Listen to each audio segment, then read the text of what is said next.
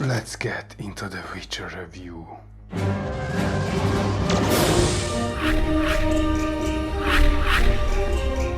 Were you confused by the time jumps, or was it just me? The Witcher is a Netflix show adapted after a fantasy series of novels and short stories written by Polish author Andrzej Sapkowski. In the show, they jump around the Witcher's timeline, which can be quite confusing as there are no indications before or after the switch, and for that I have a timeline guide for you later in the video, with all the major events with time zero as the beginning. The series revolves around the Witcher, Geralt of Rivia. In Sapkowski's works, Witchers are beast hunters who develop supernatural abilities at a young age to battle wild beasts and monsters.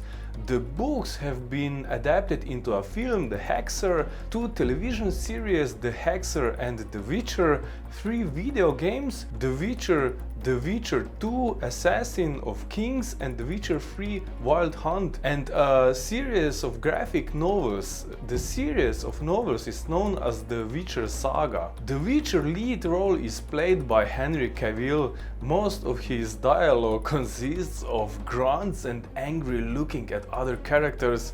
Imagine Grumpy Cat playing the Witcher, and he does a fairly good job of portraying Geralt of Rivia. At the beginning he comes across as a bit stiff. Geralt seems a total trope with his brooding, glaring, monster hunting and man of few words thing, but his overriding virtue and point of the show is compassion in subversion of his trope. The other main roles are being played by Freya Allen as Ciri and Anya Chalotra as Yennefer. What a name! Yennefer has a great character arc, and I see a lot of comments online that her character is a comment on disability or race, but I think her character is more a comment on the times we are living in. She was prepared to make a huge sacrifice just to be beautiful and powerful, but in the long run she realizes that her sacrifice was maybe too big.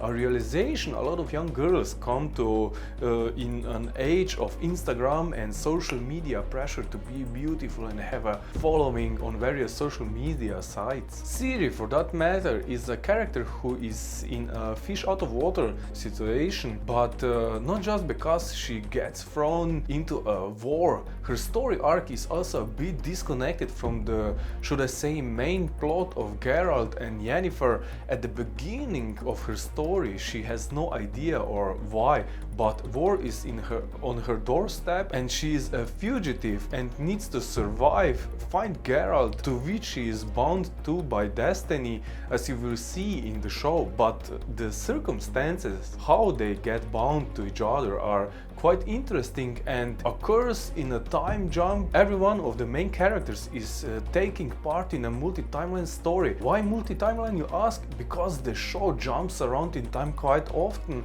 but it's a bit hard to follow as it's not made clear for the viewer that a time jump occurred. Like when you first meet Yennefer, it's like 65 years before the show started, or if you take the first episode as time zero, and there are more of those time jumps that are not made clear by the show. The viewer needs a bit time to figure out that not all characters are in the same place in time when they first see them in the show. I think the creators could have made it a bit easier for the audience to follow, but The Witcher is quite enjoyable despite the confusing time jumps. For better clarification of the character's timeline, some fans of the show created a detailed timeline map, and there is, look at all those story arcs and where it is. You can pause the video to look at it. I will also include a link to the original poster in the description. So all in all, I quite enjoyed The Witcher and can't wait for season 2.